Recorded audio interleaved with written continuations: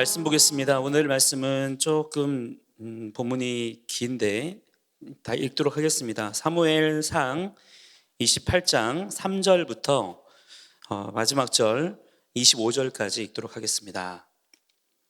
사무엘상 28장 3절로 25절까지 저와 여러분이 한 목소리로 같이 읽도록 하겠습니다.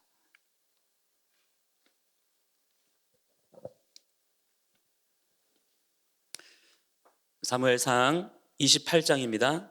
3절로 25절 함께 한 목소리로 시작. 사무엘이 죽었으므로 온 이스라엘이 그를 두고 슬피 울며 그의 고향 라마에 장사하였고 사울은 신접한 자와 박수를 그 땅에서 쫓아내었더라.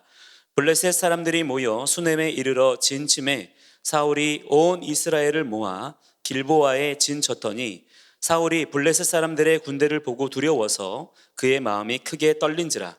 사울이 여호와께 묻자오되 여호와께서 꿈으로도 우림으로도 선지자로도 그에게 대답하지 아니하시므로 사울이 그의 신하들에게 이르되 나를 위하여 신접한 여인을 찾으라. 내가 그리로 가서 그에게 물으리라 하니 그의 신하들이 그에게 이르되 보소서 엔돌에 신접한 여인이 있나이다. 사울이 다른 옷을 입어 변장하고 그 두 사람과 함께 갈새 그들이 밤에 그 여인에게 이르러서는 사울이 이르되 청하노니 나를 위하여 신접한 술법으로 내가 내게 말하는 사람을 불러 올리라 하니 여인이 그에게 이르되 내가 사울이 행한 일 곧 그가 신접한 자와 박수를 이 땅에서 멸절시켰음을 아나니 내가 어찌하여 내 생명에 올무를 놓아 나를 죽게 하려느냐 하는지라. 사울이 여호와의 이름으로 그에게 맹세하여 이르되 여호와께서 살아계심을 두고 맹세하노니 내가 이 일로는 벌을 당하지 아니하리라 하니 여인이 이르되 내가 누구를 내게로 불러 올리랴 하니 사울이 이르되 사무엘을 불러 올리라 하는지라. 여인이 사무엘을 보고 큰 소리로 외치며 사울에게 말하여 이르되 당신이 어찌하여 나를 속이셨나이까? 당신이 사울이시니이다. 왕이 그에게 이르되 두려워하지 말라. 내가 무엇을 보았느냐 하니 여인이 사울에게 이르되 내가 영이 땅에서 올라오는 것을 보았나이다 하는지라. 사울이 그에게 이르되 그의 모양이 어떠하냐 하니 그가 이르되 한 노인이 올라오는데 그가 겉옷을 입었나이다 하더라. 사울이 그가 사무엘인 줄 알고 그의 얼굴을 땅에 대고 절하니라. 사무엘이 사울에게 이르되 내가 어찌하여 나를 불러 올려서 나를 성가시게 하느냐 하니 사울이 대답하되 나는 심히 다급하니이다. 블레셋 사람들은 나를 향하여 군대를 일으켰고 하나님은 나를 떠나서 다시는 선지자로도 꿈으로도 내게 대답하지 아니하시기로 내가 행할 일을 알아보려고 당신을 불러 올렸나이다 하더라. 사무엘이 이르되 여호와께서 너를 떠나 내 대적이 되셨거늘 내가 어찌하여 내게 묻느냐. 여호와께서 나를 통하여 말씀하신 대로 내게 행하사 나라를 내 손에서 떼어 내 이웃 다윗에게 주셨느니라. 내가 여호와의 목소리를 순종하지 아니하고 그의 진노를 아말렉에게 쏟지 아니하였으므로 여호와께서 오늘 이 일을 내게 행하셨고 여호와께서 이스라엘을 너와 함께 블레셋 사람들의 손에 넘기시리니 내일 너와 내 아들들이 나와 함께 있으리라. 여호와께서 또 이스라엘 군대를 블레셋 사람들의 손에 넘기시리라 하는지라. 사울이 갑자기 땅에 완전히 엎드러지니 이는 사무엘의 말로 말미암아 심히 두려워하며 또 그의 기력이 다하였으니 이는 그가 하루 밤낮을 음식을 먹지 못하였음이니라. 그 여인이 사울에게 이르되 그가 심히 고통당함을 보고 그에게 이르되 여종이 왕의 말씀을 듣고 내 생명을 아끼지 아니하고 왕이 내게 이르신 말씀을 순종하였사오니 그런즉 청하건대 이제 당신도 여종의 말을 들으사 내가 왕 앞에 한 조각 떡을 드리게 하시고 왕은 잡수시고 길 가실 때에 기력을 얻으소서 하니 사울이 거절하여 이르되 내가 먹지 아니하겠노라 하니라. 그의 신하들과 여인이 강권하매 그들의 말을 듣고 땅에서 일어나 침상에 앉으니라. 여인의 집에 살진 송아지가 있으므로 그것을 급히 잡고 가루를 가져다가 뭉쳐 무교병을 만들고 구워서 사울 앞에와 그의 신하들 앞에 내놓으니 그들이 먹고 일어나서 그 밤에 가니라. 아멘. 네, 좀 말씀이 길었죠? 그러나 다 읽었습니다. 함께 인사 나누겠습니다. 사랑하고 축복합니다. 사랑하고 축복합니다. 네, 지난 한 주간도 힘겨운 한 주였습니다만 하나님께서 새 힘 주셔서 우리가 견딜 수 있었고, 또한 지금 이때까지 우리가 살 수 있었음을 믿음으로 고백하시기를 바랍니다. 주님께 감사하는 자들이 되시기를 축복합니다. 많은 문제들이 있죠. 우리 앞에 나라적인 문제들도 있고, 또 상황적인 문제들도 있고, 전 세계적인 문제들도 있고, 또 개인적인 문제들도 있죠. 그 모든 문제들이 여러분 잘 해결되길 원하시죠? 그렇죠? 네. 하나님께 해답이 있습니다. 하나님은 문제를 풀어주시는 분이십니다. 그분은 사람과 같지 않으시기 때문에 그 문제를 해결하실 때 사람이 할 수 없는 일들까지도 능히 감당하실 수 있는 분이신 줄을 믿으시기 바랍니다. 여러분이 경험하고 있는 문제가 어떤 문제든 하나님 그분께 해답이 있습니다. 자, 그런데 문제는 하나님께서는 여러 번 제가 말씀드렸지만 마법사가 아니십니다.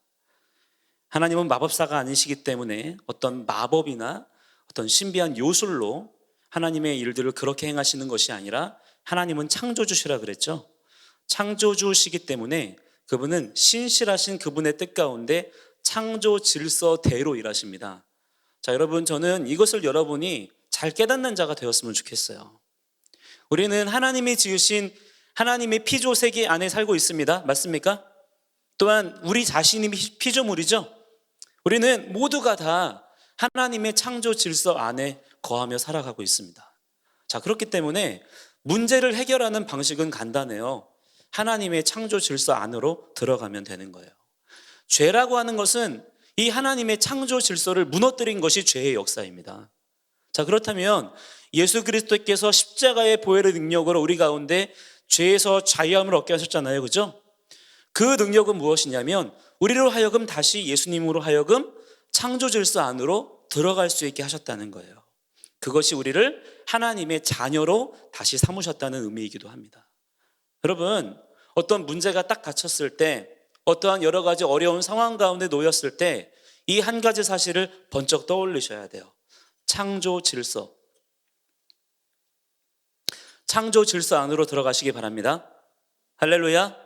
그 창조 질서가 기록되어져 있는 매뉴얼이 바로 성경이에요. 우리는 성경을 붙잡고 성경을 인생의 매뉴얼로 삼아야 됩니다. 성경에 기록하여 주신 카타브라고 해요. 우리로 하여금 알리시기 위해서 기록하여 주신 그 기록된 말씀을 붙잡고 그 질서 안으로 들어갈 때, 그 질서에 맞추어질 때 문제는 해결되어진다. 이것을 믿는 자가 바로 성도이고 바로 하나님의 자녀된 자들인 것입니다. 그래서 여러분, 성경이 뭐라고 말씀합니까? 내게 능력 주시는 자 안에서라고 말씀하잖아요. 그죠? 내게 능력 주시는 자 안에서 내가 모든 것을 할 수 있느니라. 근데 여기에는 괄호 열고 순종할 수 있느니라. 자, 우리가 해야 될 일은 내가 무언가 새로운 일들을 하려는 게 아니에요. 하나님의 말씀을 알고 하나님의 말씀에 나의 삶의 방향을 맞추면서 순종하는 자들이 되시기를 바랍니다.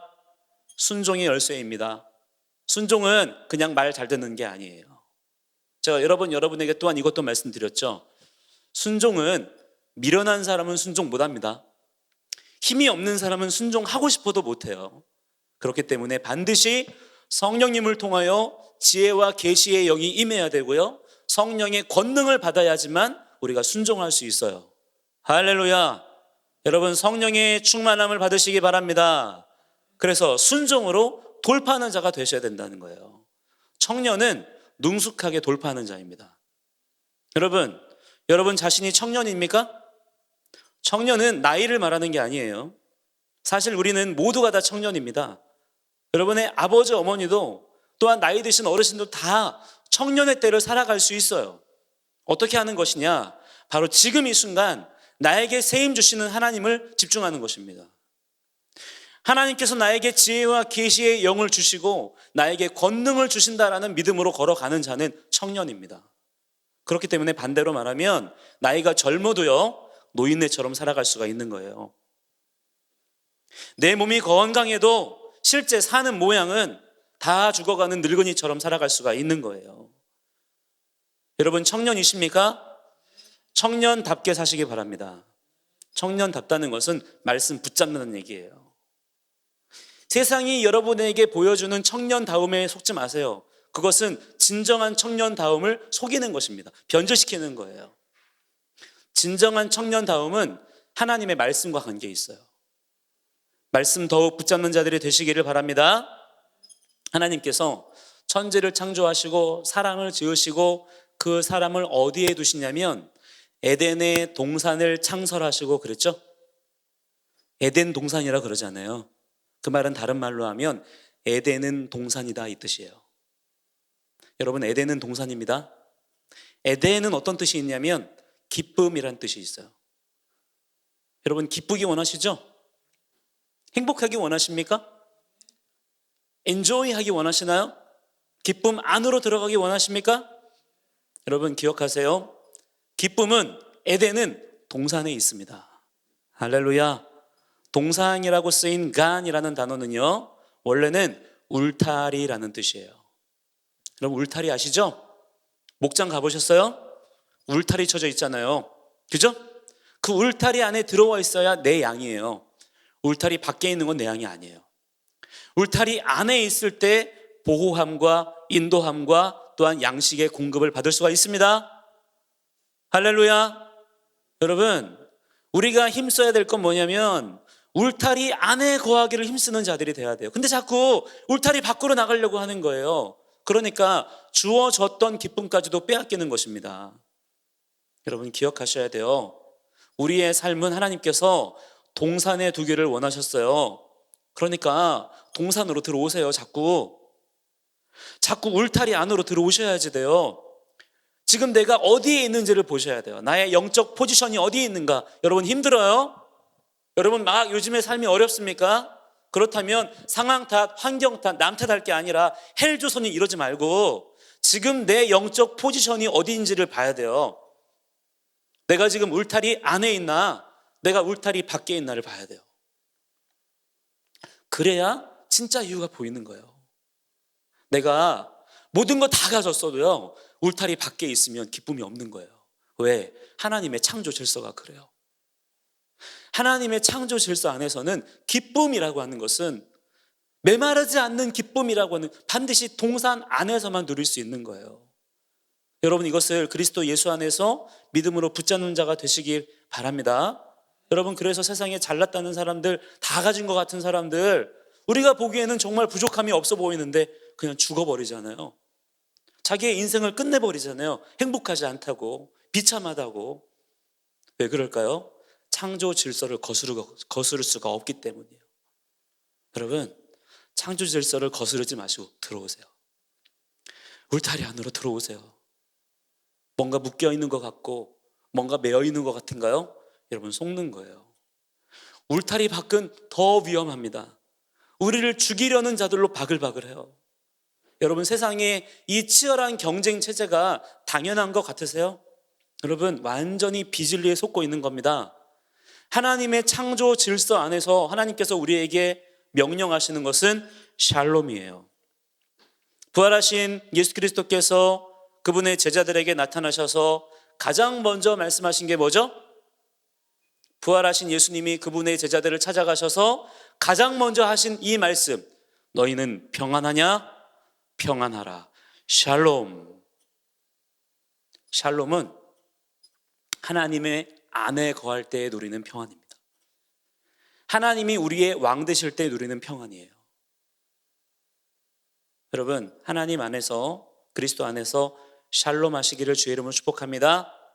그러면 모든 문제들이 그리스도 안에서 해결하게 되는 것을 우리가 남의 이야기로만 듣는 것이 아니라 내가 내 삶으로 경험할 수가 있는 거예요.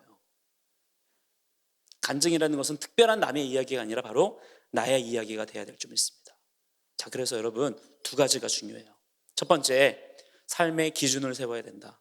따라합시다. 삶의 기준을 세워야 된다. 삶의 기준을 세워야 된다. 저는 원래 성향 자체가 그래요. 설교 중에 이상한 딴 얘기하는 거 정말 저는 별로 마음에 안 맞아요. 저는 막 일부러 억지로 웃기려고 뭘 하고 이런 거 정말 저는 별로 저한테는 안 맞아요. 그게 나쁘다는 게 아니고 저한테는 안 맞아요. 저한테는 주어진 시간 속에 여러분에게 이 한 가지를 정확하게 말씀드리고 가르치고 싶어요. 그것은 뭐냐면 하나님의 창조 질서 안에서 하나님이 풀어주시는 삶의 원리가 있어요. 이거를 말해야 되는데 여러분 웃기느라고 여러분하고 농담 따먹기 하느라고 시간을 흘러보내긴 싫어요. 여러분 한 가지를 기억하세요. 인생의 질서를 세워야 됩니다. 기준을 세워야 돼요. 기준과 질서가 무너진 삶은 혼돈이에요. 왜? 우리는 하나님의 창조 세계 속에 살고 있기 때문에. 당신은 하나님이 아니에요. 내가 피조물이라는 사실을 빨리 인정하세요.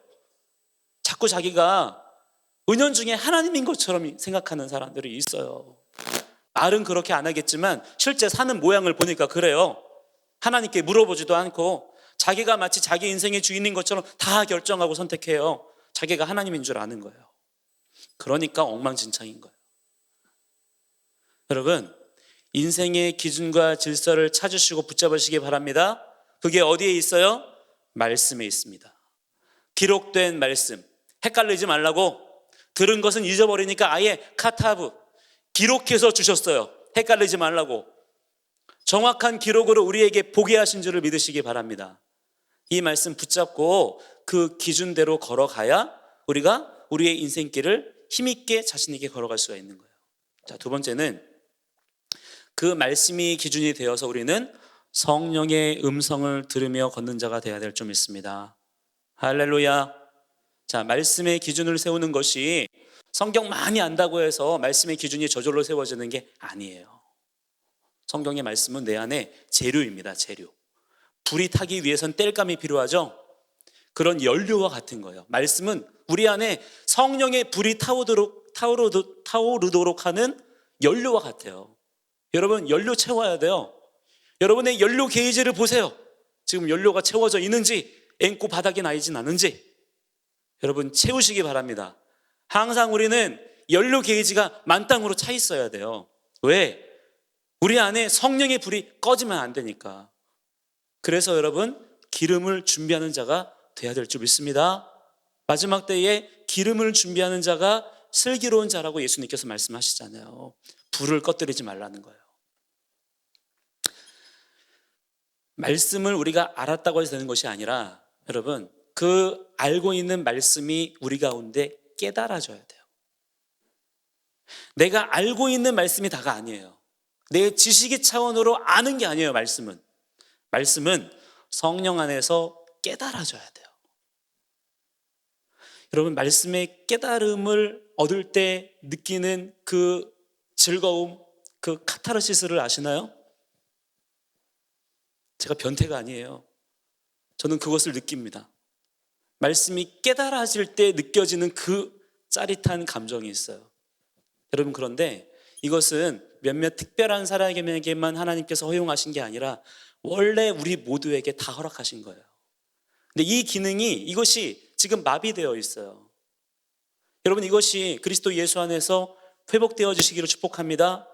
말씀을 깨닫는 즐거움을 찾으셔야 돼요. 이것이 그 어떠한 즐거움보다 우리를 기쁘게 합니다.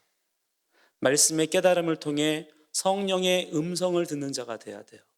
매 순간 나에게 문제가 생길 때, 나에게 어려운 상황들이 닥칠 때, 내 앞에 장애물이 닥쳤을 때, 내 앞에 어마어마한 대적이 섰을 때, 마치 안악자손 같은 골리앗 같은 감당할 수 없잖아요. 힘들잖아요. 어렵잖아요. 그럴 때 생각나는 말씀이 있어야 돼요. 하나님께서 내 안에 들려주시는, 내 안에 감동해 주시는 말씀이 있어야 그 말씀의 검을 휘두르며 내 앞에 있는 대적을 격파할 수가 있는 겁니다. 그런데 말씀은 알아, 또한 말씀을 몰라. 어쨌든 이 두 경우 모두 성령의 음성을 듣지 못한 채로는 아무런 능력을 발휘할 수가 없는 거예요. 여러분 성령의 음성을 들으며 그 음성을 따라가는 자들이 되시기를 주의 이름으로 축복합니다. 자, 이 두 가지가 밸런스가 맞아야 돼요. 말씀의 기준이 세워져 있는 것과 성령의 음성을 듣는 것, 이 두 가지가 밸런스가 맞아야 돼요. 근데 지금 이 시대의 기독교, 지금 이 시대의 성도들의 가장 큰 문제점이 뭐냐면 이 두 가지가 없는 게 아니에요. 있기는 있어요. 그런데 문제는 뭐냐? 밸런스가 안 맞아요. 한쪽은 말씀의 기준만 붙잡고 있어요. 그냥 말씀의 텍스트에만 매여 있는 거죠. 성령의 감동, 성령의 역사를 인정하지 않아요. 말씀을 지식으로만 대하고 있는 거예요. 말씀 공부만 해요. 성령의 인도하심을 그래서 받지 못하는 거예요. 근데 또 한편에서는 어떻게 하냐면 말씀의 기준은 붙잡지 않아요. 그냥 성령의 감동만 따라가는 거예요. 느낌, 나의 어떠한 영적인 어떤 무언가를 추구하는 그런 방향으로만 쏠려 있어요. 밸런스가 안 맞아요. 그래서 여러분 어떻게 되었습니까?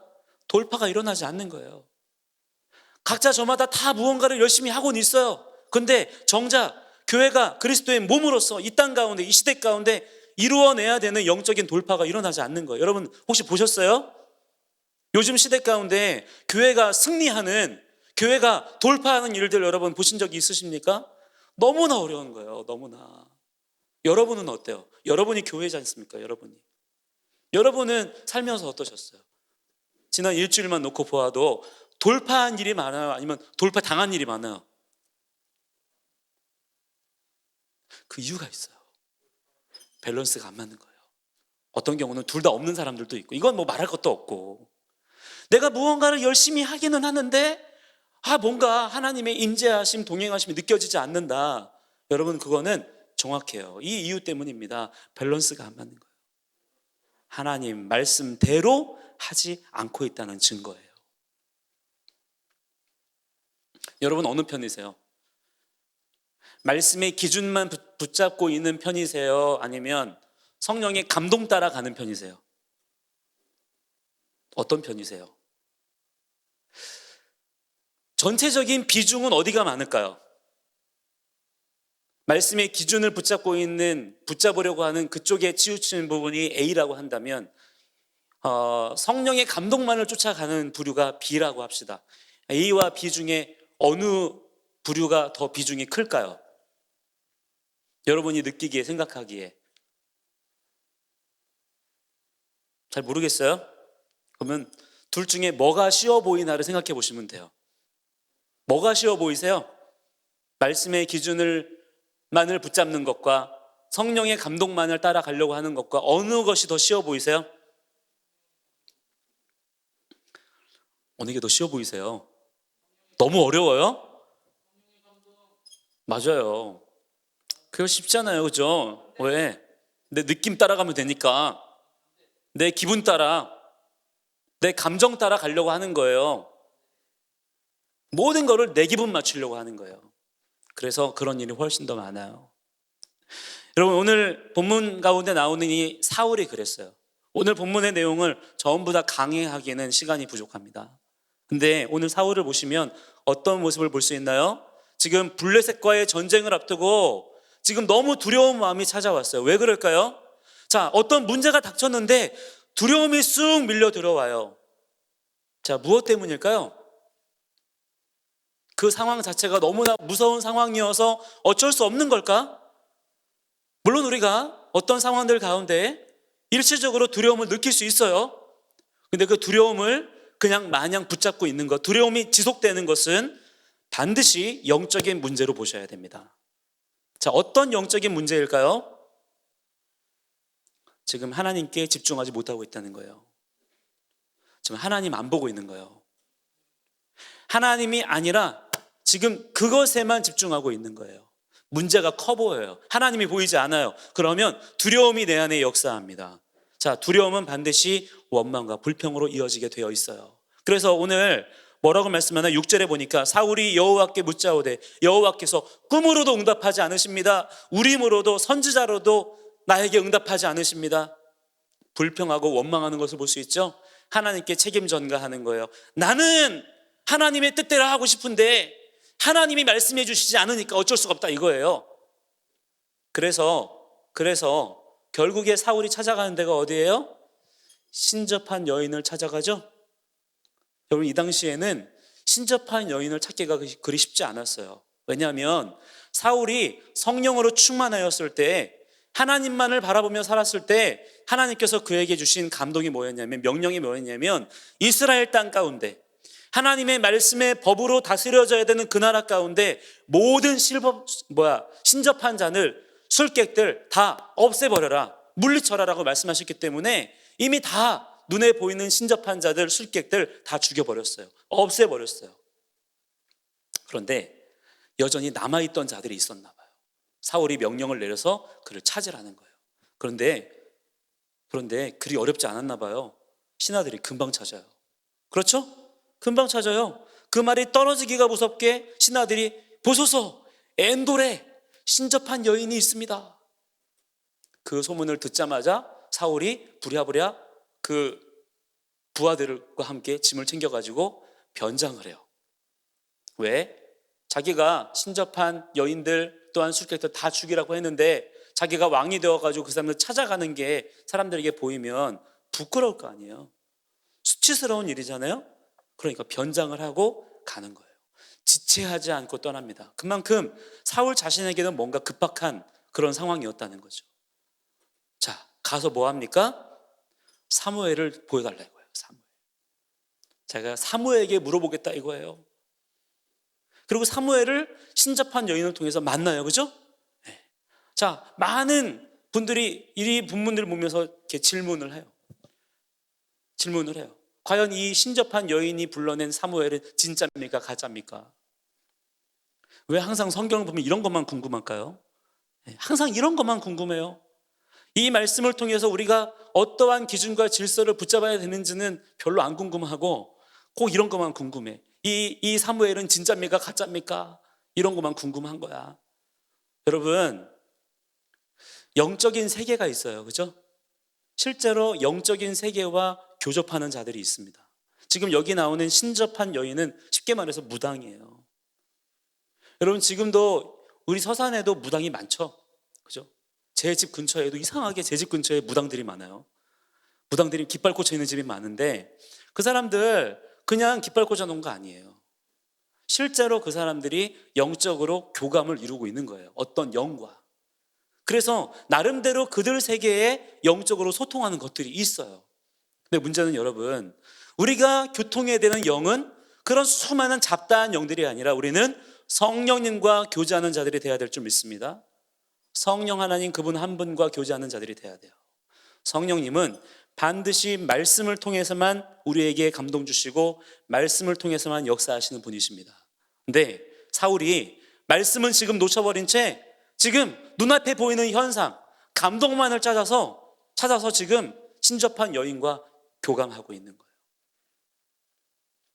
결론적으로 말해서 이 신접한 여인이 불러낸 사무엘은 진짜 사무엘이 아니에요.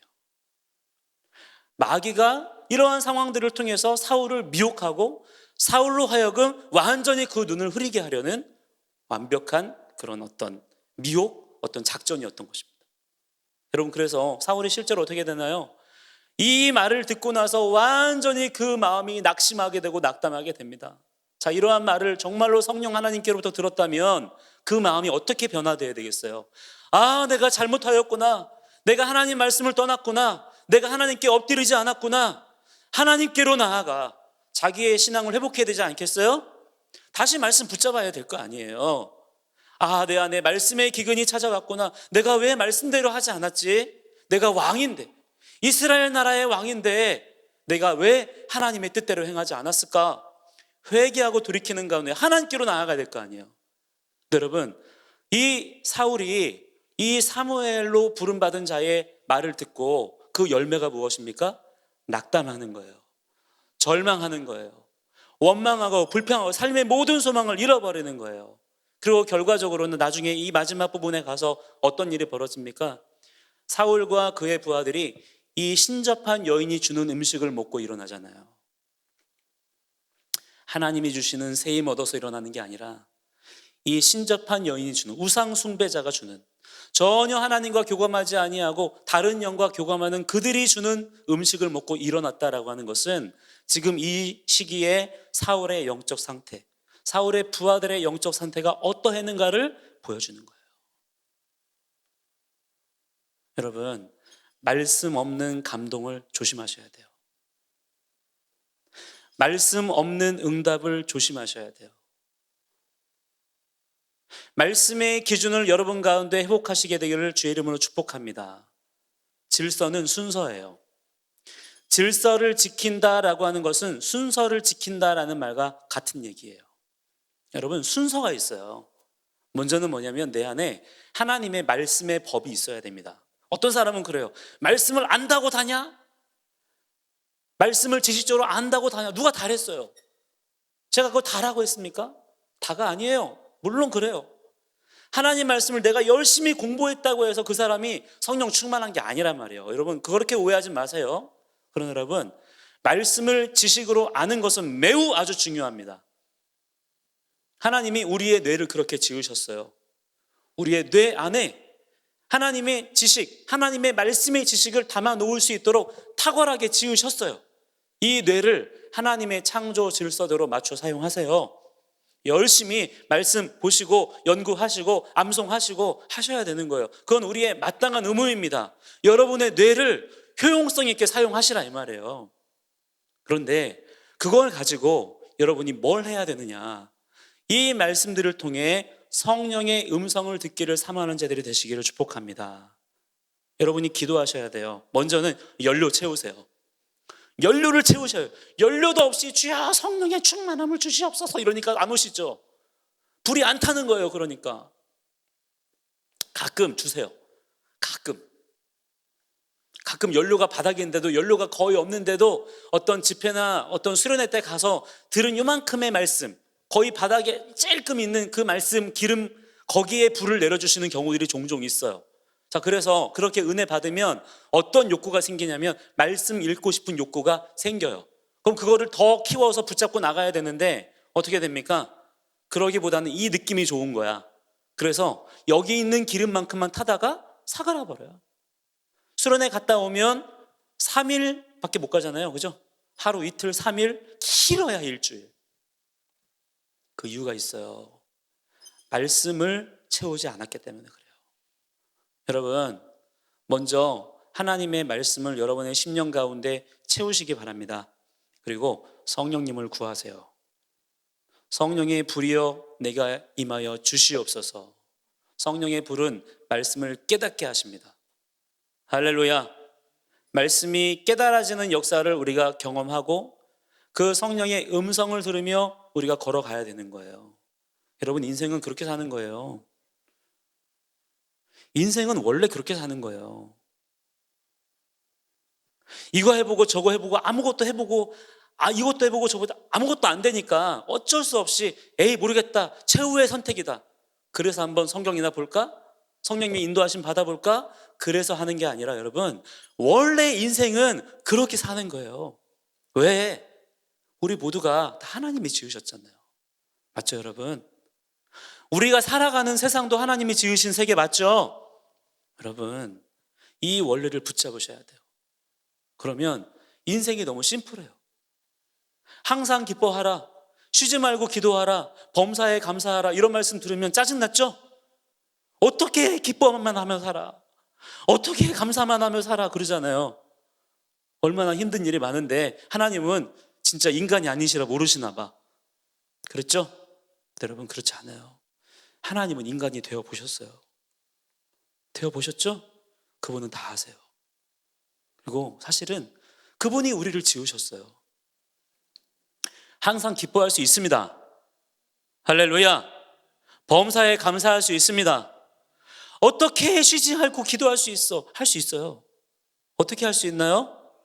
하나님의 말씀의 법을 붙잡고 성령의 음성을 들으며 걸어가면 돼요. 그럼 돼요. 여기에 여러분의 모든 인생의 문제들을 맞추시기를 바랍니다. 할렐루야. 저는 여러분, 우리 청년들 대할 때마다 마음이 너무 아픈 게 있어요. 뭐냐면 목사님 저 돌파했어요. 저 승리했어요. 저 이번 주에는 이런 일들을 경험했어요. 저런 일을 경험했어요. 이런 얘기는 정말 어쩌다가 이만큼 들어요. 100에 하나 둘? 그런 소식은 다 어떤 얘기들일까요? 너무 힘들어요. 너무 힘들었어요. 너무 짜증나요. 안 될 것 같아요. 소망이 없어요. 뭘 해야 될지 모르겠어요. 이런 얘기만 들려요. 왜 그래요? 왜 그럴까요?